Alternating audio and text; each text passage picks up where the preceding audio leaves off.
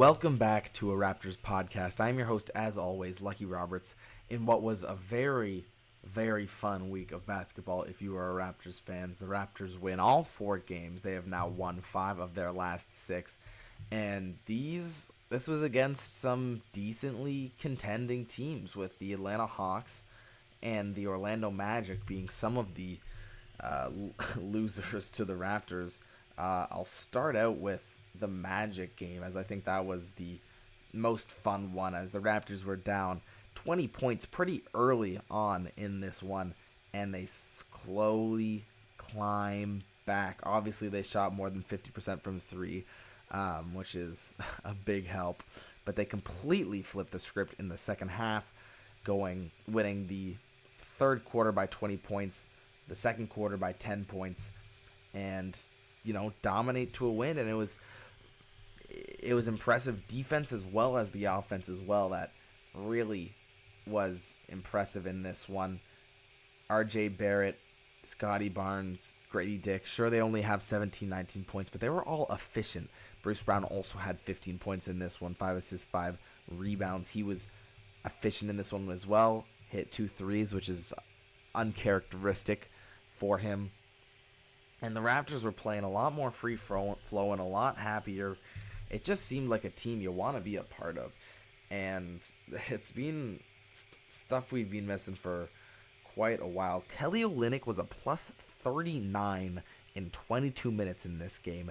And when people are making threes, a center like Kelly Olynyk is damn valuable, because he threw in 2 of his own, and he's also able to move the basketball and get it to those guys. He has really, really great vision that he was able to utilize in this one and find shooters like Grady Dick, like RJ, and Scotty Barnes, who were all efficient today. They only shot 4 each, but they each hit 2 of them. Jamal Shidd hit 2 of them. Kelly Olynyk hit 2 of them, like I said, and Bruce Brown hit 2 of them. And so it was a lot more within the flow of the offense, these shots, and we got to see the Raptors' offense flow, which is something that we've been missing with Darko and these injuries, where it's been a lot of RJ down the stretch and it's been a lot of Scotty down the stretch, sort of trying to get their own, and it's not been effective one bit.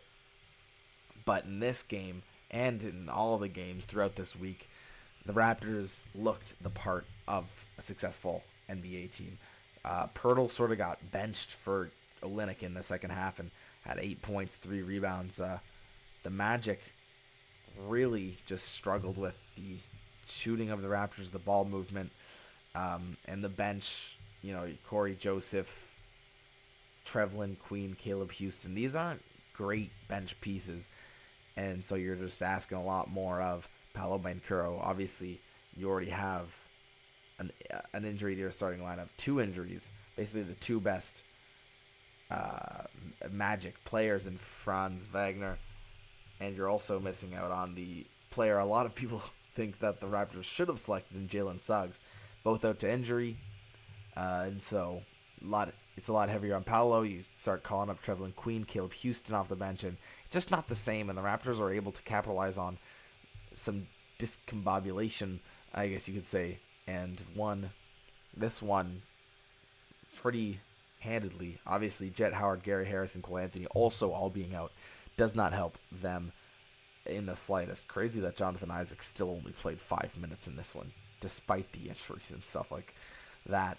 But yeah, none of these wins were incredibly impressive to the point where I think we're a contender now, because the Magic have all the injuries. Like I said earlier, these wins against the Hawks aren't really, I wouldn't call the Hawks a contender. Beating the Hawks, I don't think, is that impressive. But I think putting a bunch of games together really is impressive, like this win streak is. The Hawks game, the first one, the Raptors were able to win a fourth quarter after they had been leading by about 10 for the entirety of the game, sometimes even more than that, 15 even.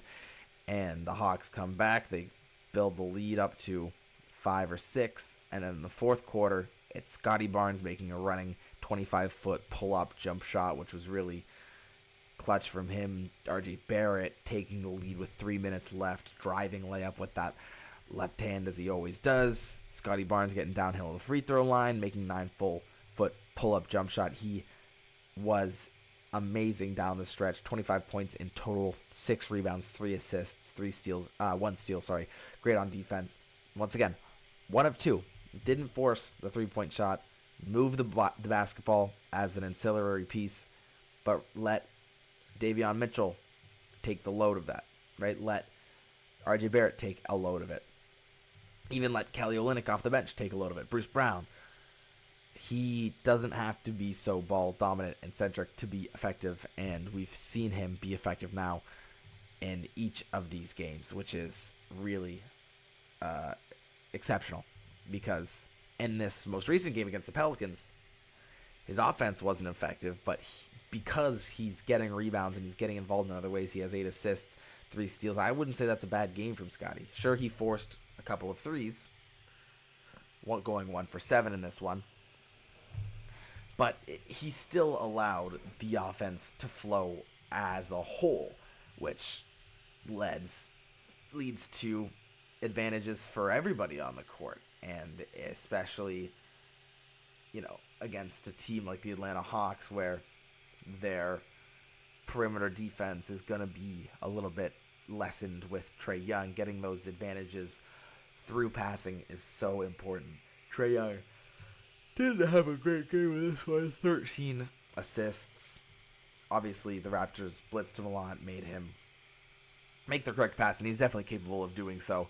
But Trae Young couldn't get his shot going, and when Trae Young's not going, the Hawks struggle to get going as well. Dyson Daniels was impressive. He's a really amazing defender and is growing in a lot of different areas, and he looks, very similar to the player that DeJounte Murray was. So that seems to be a good deal for the Hawks at least, but they're still very much where they've always been, 500.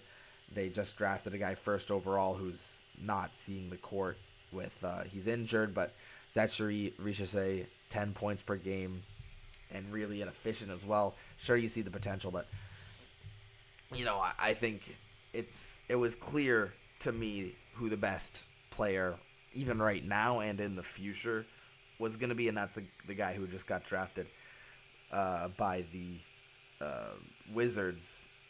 I don't know why I can't think of his name right now. The Frenchman, whatever. He was very clearly the best player in this draft, and they wanted to be sneaky. They wanted to get a guy who can shoot the basketball. I understand that, but bigs are the NBA now.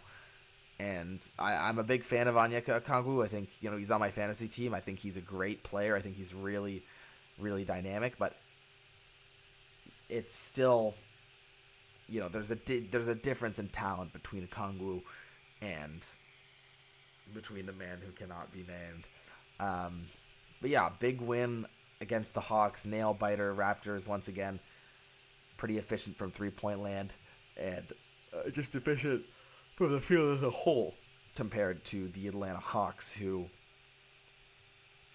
forced maybe a bit more turnovers out of Toronto, 19-14, but Toronto just shot that well, and were able to take that one, and with Scotty Barnes down the stretch, he looked like the best player in that game. And this other Hawks game didn't even get to down the stretches. Once again, the Raptors were down early in the first quarter, but they start the second quarter, the bench getting in, the starters sort of the Hawks slowing down. It's very bench mobbish these last couple of games. I'm just going to say, the bench mob comes in, cleans up, and Raptors go on big runs in the third quarter and the fourth quarter, and it's not even close. It's a 13-point difference at the end of the game. RJ Barrett and Scotty Barnes both with over 23 points. Also, Chris Boucher as well. He's always going to sprinkle in one of these games once a week where he's just on fire from three-point land and therefore is efficient everywhere else and brings energy everywhere else like he always does, getting a block and 5 rebounds. And he becomes the backup big instead of Kelly Olynyk, who is dealing with a little bit of a right calf injury. But yeah, I thought Scotty Barnes very much in the flow. His defense was amazing. 7 assists, 4 turnovers. He'll take that differential if you're Scotty Barnes. plus 26 in this game. The defense was incredible. He's really locked in defensively right now, which I was sort of nagging on him at the beginning of January because it seemed like he and a lot of the guys the Raptors were playing, like R.J. Barrett, who's always going to be outside of it as well, Grady Dick, but they just were not giving enough energy on the perimeter, and I think we've seen a decent enough response from them to be pretty happy with what we've. I'm very happy with what I've seen from them, and to see them respond finally to Coach Darko is very exciting, and it's exciting to win basketball games again. It was another decent game from Dyson Daniels. Trae Young still struggles. Raptors did a really good job against him. 11 turnovers in this one. Onyeka Okongwu also 4 steals and 1 block, doing great stuff for my fantasy team. And finally, let's talk about the last game of this week here. It's the Raptors against the Pelicans, the most recent game. Zion Williamson really balling out, showing, hey guys, somebody trade for me. As the Pelicans fall 12-35, Zion has 31 points, really explosive. Scotty Barnes did the best he can, but really had his work cut out for him on the block there. And the reason we won this game was not because of their power forward, but actually because of their center and Yves Missy, who got absolutely manhandled by Jakob Poeltl. And Scotty Barnes also got 11 boards, but Poeltl with 14, 5 offensive rebounds over Missy, 21 points, plus 20 in the game, 5 assists as well. He's sort of tapping into that passing ability, which is something I think he's been lacking for basically his entire career, and something that's sort of a swing skill for him at this point, because he's never going to be a shooter, but if he can just learn to be a little bit of a playmaker, that adds such a dynamic to his game. Poeltl does it in this one. Davion Mitchell, strong defense. I love seeing Davion Mitchell start. I think it's actually his defense that he brings is so essential to a backcourt with Grady Dick and R.J. Barrett. Without him, that's really struggles without it. So having him at the point of attack is really, really great on a guy like C.J. McCollum, who was inefficient in this one. DeJounte Murray, also inefficient in this one. And Raptors able to contain the stars, except for Zion Williamson, who sort of just went crazy. But maybe we'll see a trade. It'll be interesting to see where Zion will go and all these other distressed Pelican stars, because they do have a pretty solid squad. It's crazy to think that they're 12-35, but injuries, that sort of catches up to you, and Zion Williamson knows a lot about injuries. Once again, another strong performance for Chris Boucher off the bench. Bruce Brown, another strong performance off the bench for him as well. And yeah, I'm really liking watching this Raptors team at the current moment. I think they're really exciting. They're lots of fun, and especially when we're playing teams who maybe aren't the cream of the crop. That's sort of when it gets a little more fun, but it's 6 of our last 7 now are wins, which is incredible. And for those of you at home who are worrying about the draft standings, we did just pass Brooklyn, and we are now the 12th team in the Eastern Conference. Only 6 games out of a playoff spot, of a play-in spot. I don't think we're going to get there. 1, 2, 3, 4, 5. We're currently in the 6th spot for the NBA draft lottery, but ahead of us is the 76ers. Ahead of us is the Trailblazers. I don't think we fall, or we rise, I guess, to those heights. I think, we're still working on it. We still have some tough games ahead of us. The Wizards look just like the worst team in the history of basketball. Sorry, Finn, my buddy. But upcoming, we do play the Wizards and Chicago, which could lead to a couple of swings. But then it's on the road. It's actually at home against the Clippers, New York, the Grizzlies, OKC on the road, Houston, Philadelphia. These are tough games. So, we might win the next 2, extend our lead, our winning streak to 6 games, to 8 of our last 9. And then we play the Clippers, the Knicks, Memphis, OKC, Houston. Then it becomes a little messy towards the end of the season. But, yeah, I'm enjoying the winning while we have it, and we might actually have a winning January if we do mop up these last two games. So I appreciate you guys for listening. It's been a fun week here in Raptors fandom, and I hope to see you guys next week with some more wins and some more fun basketball. So, follow me on Twitter if you like, or do whatever you want. I'm not gonna tell you to do anything else. Thanks for listening. I'll see you guys next week.